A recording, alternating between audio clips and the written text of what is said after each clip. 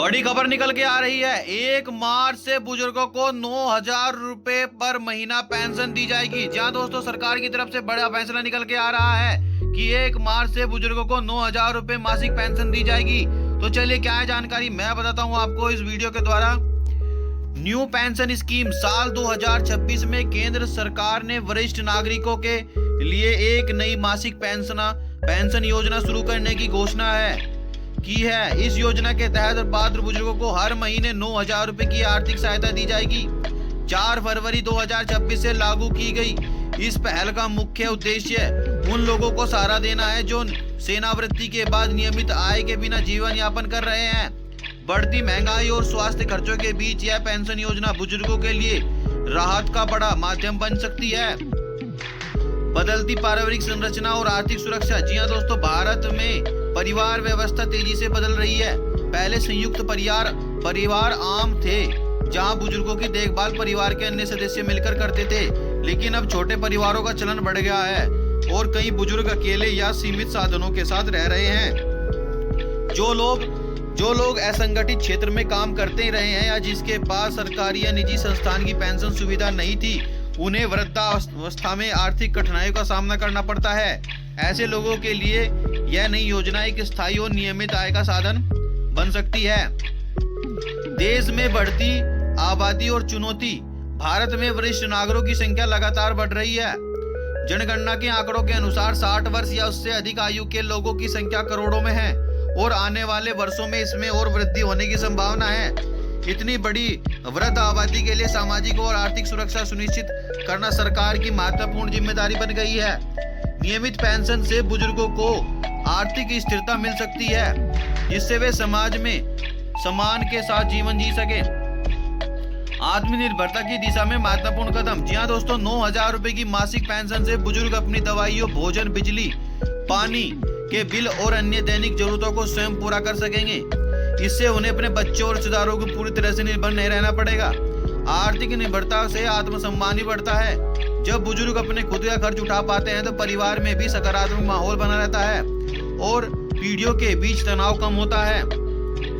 ग्रामीण और शहरी क्षेत्रों में अलग प्रभाव। जहाँ दोस्तों ग्रामीण इलाकों में 9,000 रुपए की राशि काफी सहायक साबित हो सकती है, क्योंकि वहाँ जीवन यापन की लागत अपेक्षाकृत कम होती है।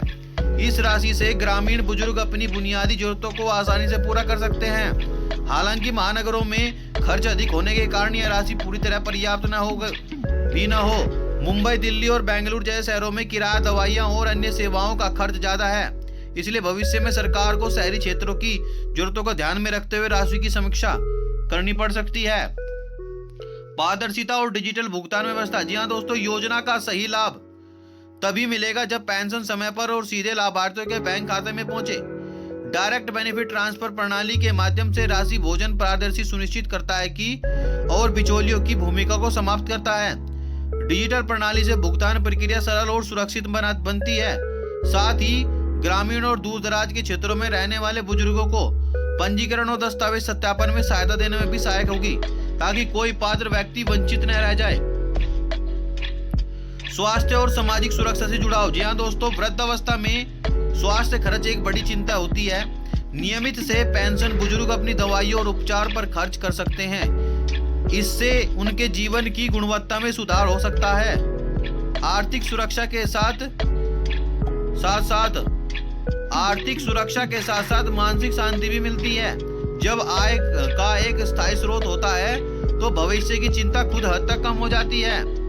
सामाजिक जिम्मेदारी का संदेश। जी हाँ दोस्तों, यह योजना केवल आर्थिक सहायता नहीं है, बल्कि समाज में बुजुर्गों के प्रति सम्मान और जिम्मेदारी का प्रतीक भी है। वरिष्ठ नागरिकों ने अपने जीवन का बड़ा हिस्सा परिवार और देश के विकास में लगाया है। उनके योगदान को ध्यान में रखते हुए उनकी सुरक्षा और सम्मान सुनिश्चित करना आवश्यक है। यह पहल सामाजिक न्याय और समावेशन की दिशा में एक महत्वपूर्ण कदम माना जा सकता है। 9,000 रुपए मासिक पेंशन योजना 2026 वरिष्ठ नागरिकों के जीवन में सकारात्मक बदलाव ला सकती है। नियमित आय मिलने से वे अधिक आत्मनिर्भर और सम्मानजनक जीवन जी सकेंगे।